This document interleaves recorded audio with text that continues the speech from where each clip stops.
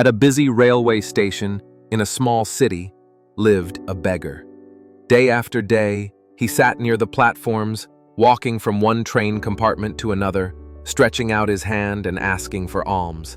People came and went, and he survived on the few coins they dropped into his bowl. He had no dreams, no expectations. Life was simple: beg, eat, and sleep. One ordinary day, while doing his usual rounds, he noticed a tall, well-dressed man stepping out of a train. The beggar thought, "This man looks rich. Surely he'll give me something generous." With hope in his eyes, the beggar approached the gentleman and held out his hand. But instead of handing over money, the man looked at him sternly and asked, "Do you always just take from others? Do you ever give anything to anyone?" The beggar was stunned. No one had ever asked him such a thing. He stammered, "Sir, I am just a beggar. I don't have anything to give. I survive only by asking. How can I give something to others?" The man nodded, smiled faintly, and replied, "If you have nothing to give, then you have no right to ask. I am a businessman. I believe in exchange. Give me something, and only then will I give you something in return." And with that, he boarded his train and disappeared. The beggar stood frozen.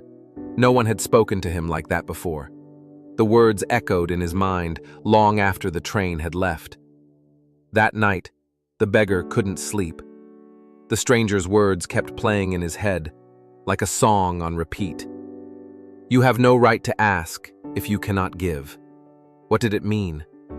How could he, a beggar, give anything? He pondered this question for 2 days straight. He sat quietly at the station, watching people, thinking deeply. Then, on the 3rd day, something caught his eye. Flowers.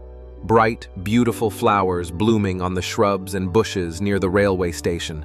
Yellow, red, purple. Nature's gifts, free and abundant. An idea bloomed in his mind just like those flowers. What if I offer flowers in return for alms? That idea sparked a new kind of excitement in him. He got up, picked a bunch of fresh flowers, and started his daily round of asking for alms again. But this time, he had something to give. Whenever someone gave him a coin, he would smile and offer a small flower in return. To his surprise, people smiled back. Some were amused, others touched. Many accepted the flowers and kept them carefully, as if it was something special. And something special did begin to happen.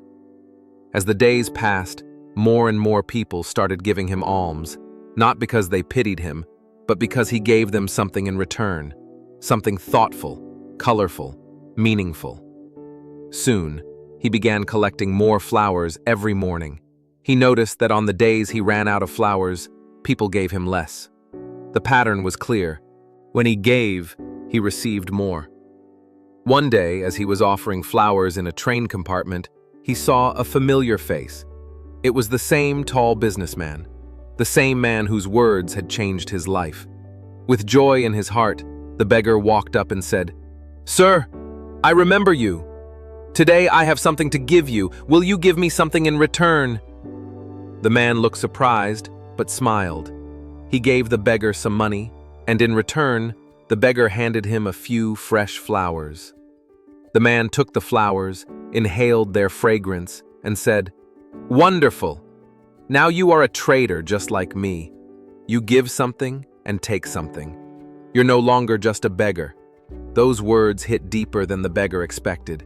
He stood still, his heart pounding. "I am a trader now." Those words unlocked something powerful within him. As the train pulled away, he stood on the platform, looked up at the sky, and shouted, "I am not a beggar. I am a businessman. I can be rich." People passing by laughed, thinking he had gone mad. But something in his eyes had changed. There was no madness, only clarity and purpose. And the next day, the beggar was gone. 6 months passed, though the Awender knew friends. The railway station remained the same, but the beggar never returned. People wondered what had happened to him. Then one day, 2 well-dressed men were traveling on the same train. When they saw each other, One of them smiled and extended his hand. "Do you remember me?" he asked. The other looked confused. "I don't think we've met before." The first man chuckled. "No, we've met twice before. Both times in this very train. I'm the beggar you once spoke to." The businessman was stunned. "Wait, you're that same beggar?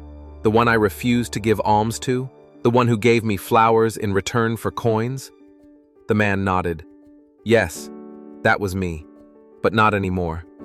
"What happened?" asked the businessman. The former beggar smiled proudly. "Today, I'm a successful flower trader. I run a business that supplies fresh flowers to shops, weddings, and temples across this city. That single idea changed everything for me." He paused for a moment, then continued. "You see, our first meeting taught me the universal law of giving and receiving, that nothing comes for free, and we must offer value to receive value. But it was our second meeting that taught me something even deeper, that I am not just a beggar giving flowers. I am a trader, an entrepreneur. I was stuck in the identity of a beggar because I never thought beyond it. But your words helped me realize that my actions had already changed, and I needed to change how I saw myself." The businessman looked at him in awe. "That's incredible." The former beggar smiled. "The money I earned from handing out flowers, I saved every bit. Eventually, I bought a cart and started selling flowers formally. Then I hired someone to help me. Now I have a small shop, and I'm expanding to other cities. People here love flowers, and this city gave me my second life." As the train arrived at the station, both men got off and continued their conversation like old friends, discussing business strategies and life.